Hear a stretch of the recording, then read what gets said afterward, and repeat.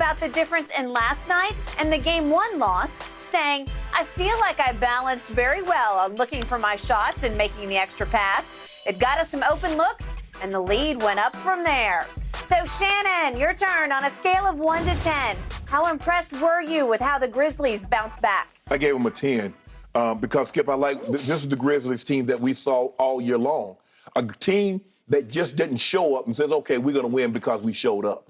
I think Monday, the first game, they came out and just like, oh, man, we're the Grizz. We're the number 2 seed. We good. I mean, we better. They was in the play-in tournament. Yep. They can't deal with us. And little did they know, yeah, they can. Skip, I didn't really like the way the game was called last night. Skip, that's too many fouls. I don't want to see that. Skip, that's bad. You realize the first quarter took 50 minutes, 50 minutes to play? Skip, 50 minutes? That ain't basketball. Come on now. I understand. Look, let them play. You can't. 20 total fouls, 33 free throws. The most, I think, most free throw attempt in 25 years. It was. Nah, come on. That's not, look. In a quarter. In a quarter. Yeah. They did a great job, but also they were able to get Karl-Anthony Towns in foul trouble. And that had a big bearing on the outcome of the ball game because once he went out, they just took off. But, you know, when you get this kind of balanced scoring, and this is who the Memphis Grizzlies are. When Correct. You look at somebody 16 points, 23, 13, 10, 13. Now, that's who they are. Every once in a while, you'll get a game where Ja gets you 40 or you know, high 40s, high 30s. But most of the time, Skip, it's 23, 16, 13. They eat you up like that. And they stayed out of foul trouble. That's what they needed to do, Skip, even though Steven Adams hadn't given them anything. The first 2 games, Skip, well, he only played 2 minutes and 50 seconds. I mean, zeros across the board. But when you get Jaren Jackson, who's doing what he's doing, knocking down a couple of threes, protecting the paint. He finally made a couple. He made a couple. Yeah. Bane did his thing. Now, Dylan Brooks didn't have a good game. No. But you look at their bench, Skip, you know, you get Brandon Clark, Zaire Williams, Tyus Jones. Well, the big one was Tillman, who never even plays, and he comes in and gives you 13 and 7 in place of Steven Adams. That was huge. Because Anthony Towns, when he's in trouble, he got the side. What is that? I mean, Vander, okay, yeah, but that's not Towns. Because Towns can give you protection in the paint, and he can give you 25, 30 points on the offensive end, where they didn't have that. Ant-Man didn't get it going until, you know, he got it going a little late, but it was too little. But what's the most confusing player to me in this series is D'Angelo Russell. Skip, I have no idea what I'm going to get. Skip, he might give you 30 with 10 assists, and he might give you what he gave you last night. He might give you 8. Hadn't that been his history dating back to his Laker days? Skip, you watched him against the Clippers, Skip, you like, now I see why the guy made the All-Star game. And then you watch him other times like, dude, what, bro, you do realize that you were the number 2 pick in the draft.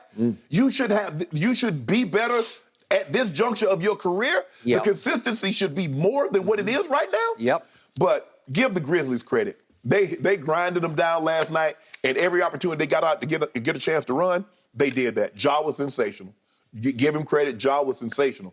But, bruh, if y'all think y'all not that good where y'all can just show up and win, y'all played last night. You showed up and you showed out. And that's why, and you blew them out. That's why you got what you got. At one point, they were up 32 points on that same team that knocked them on their tails in Game 1. Yep. So on a impress scale of 1 to 10, I am going to 20 because Ja Morant backed it up. He posted a Michael Jordan clip, and I said, be careful. I still picked them to win Game 2, but not only did they win it, I do think they put the T.Wolves right back in their place because the T.Wolves came out just as brazenly and brashly, full of energy and fight and spit and just intensity, just like Game 1. And they matched them in as intense a first quarter as I've seen in a long time in a playoff game. And it actually got hard to watch because the referees were barely trying to keep control of it by just calling foul after foul because they felt like it was teetering on the edge of going over the edge, right? So they barely tried to keep it in control by slowing it down and sending player after player to the free throw line. And again, it took 50 minutes for the first quarter. I thought it was endless.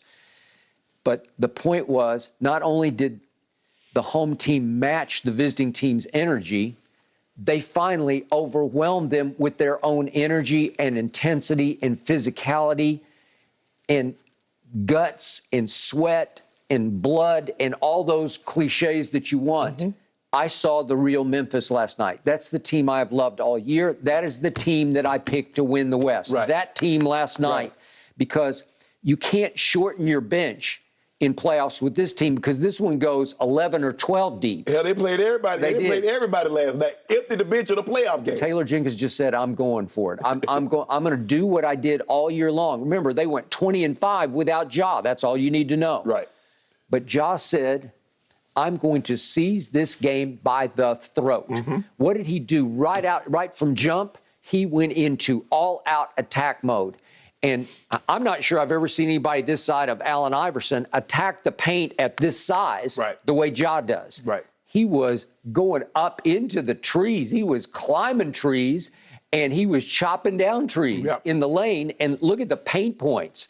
It was Memphis 60 to T.Wolves 34 in the paint. 60 to 34? God. Yeah, Ja lives in the paint, though. Just lives there, and he takes his punishment, and he took a shot in the thigh from Karl Anthony Towns, and then he said after the game, "I'm good." He said, "I'm a warrior. I played on concrete."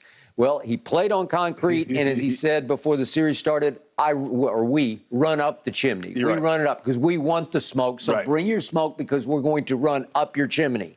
They ran up their chimney. They ran down their chimney. They knocked their chimney over last night. And I think they reasserted themselves with their will and their skill. And I think they're going to win Game 3 back in Minnesota and seize control of the series the way they should have with Game 1. So a gentleman's sweep. I had Memphis 4-2. Yeah, I'm gonna stick with that. You know, I have gained respect for the T-Wolves. You keep trying to make the case that they have a better starting lineup. I still can't go there. It's because of D'Angelo Russell. I still don't trust. I don't. I'm sorry. I'm not sure about that. He confusing Skip because you can see Skip. He can get hot and stroke the three. That left hand is silky smooth. He can put it on the floor and get to the rim. He got a mid-range. But then he's like, bro, damn. Yeah, Pat Bev. Come on. Pat Bev, hey, John, that's you, Pat Bev. That's you that bulldog, you that defensive stopper. You got to do something about this. This man doing this, he's stealing all your cookies. The store can't make a profit if you let them steal all the merchandise. Every once in a while, and I love Pat Bev, and I love what he brings to that team, but every once in a while, he can just get exposed because the truth is he's not that good. You know, like he gives you all the intangible stuff. Yeah. He gives you all the trash talk and the distraction and all that. But if it doesn't work right away, then after a while you're like, well, what else is he doing? You got to do something with Ja. You got to stop this. That's Pat Bev. That's on your watch. Yep. And I think we have a clip, speaking of Ja, of post-game on, it was on NBA TV with our man Chris Haynes. If we could see what Ja responded with here, please. There was a lot of people that picked us to, go to the Western Conference Finals. A lot of people that said we were going to make the finals. After we lost Game 1, they switched up. So tell them to stay on that side they was on. We don't want them over here no more. You still about that smoke? All the smoke. So I'm not sure a whole lot of people picked them to get to the finals, but I know one guy who did because he's sitting in this seat right here. So I know Ja does watch our show. I know he follows me on Twitter. So I don't know if that was a little shot back at me because I was skeptical about the Jordan post yesterday, but I stuck with him. I still picked him to win. Yeah, but Skip, I think I picked them. I think I had the Suns over them. Okay, you picked him to the final. I'm talking about the Western Conference Finals, not the NBA Finals. Okay, well, I picked him to get to the finals. Right, you have him going to the NBA Finals. I got to go to the Western Conference. He just referenced that, and then he said after Game 1, those people, maybe me, switched up. Well, I don't think I switched up. I was skeptical of the post. Yeah. But he's saying whoever switched up, you just stay over there. We don't want you back on the bandwagon because that's what this kid is made of. He plays with chip on shoulder because he always did. He was lightly recruited coming out of high school. He's another one of those, Baker Mayfield-esque, chip on shoulder guys. I'm not comparing him to Baker on the field, but the point is that in the end, he's right back where he was. Like, bring it on. He wants it us against the world. I don't think he really wants anybody on their side. He wants to every game be able to say, we showed you. Skip, they held Minnesota to 2 quarters in which they held them to under 20 points. Held them to 47 points in the second half. That's good enough. That'll win you a lot of games. Holding a team to 47 in any half will win you a lot of games. And you look at what they did. They went and got 64 in the second half, held a team to 47 in the second half. Well, you're going to win. And Skip, look at all. They got 1, 2, 3. They got, what, 6, 7 guys in double figures with another guy with 9 points. So they almost had like 8 guys in double figures. That's how they do you. That's how they come at you in waves. Waves, wave after wave after wave. It used to be the grind house. Now it's like the wave house where they just overwhelm you with depth and with the star quality of Ja. And any given night, any of those guys in the starting lineup can go off and get you 30. They got a few guys, Skip. I mean, like Steven Adams is not the most athletic guy, and Kyle Anderson. But all the rest of the guys, Skip, are very athletic. Yeah, but they Kyle can take Anderson, every time he comes off the bench, he just starts making plays. Well, here's the thing, Skip. Slow-mo. He's in slow motion. Yeah. Everybody's like, they beat him to the spot. He ain't even there yet, so he go a different direction. You know how you beat somebody to the spot? He's not even there yet. He was kind of like Luka before Luka. He just knows how he's playing at a different rhythm, and it messes you up. Yeah. It's hard to defend it in the paint. He just makes shots. I love the makeup of this team. I love the way they responded, and I love their chances in the West now that Devin Booker. Oh, yeah. There are a lot of teams that love their chances in the West now that Booker's injured. Yeah. So what, 5-1 now? You got the Grizzlies 5-1?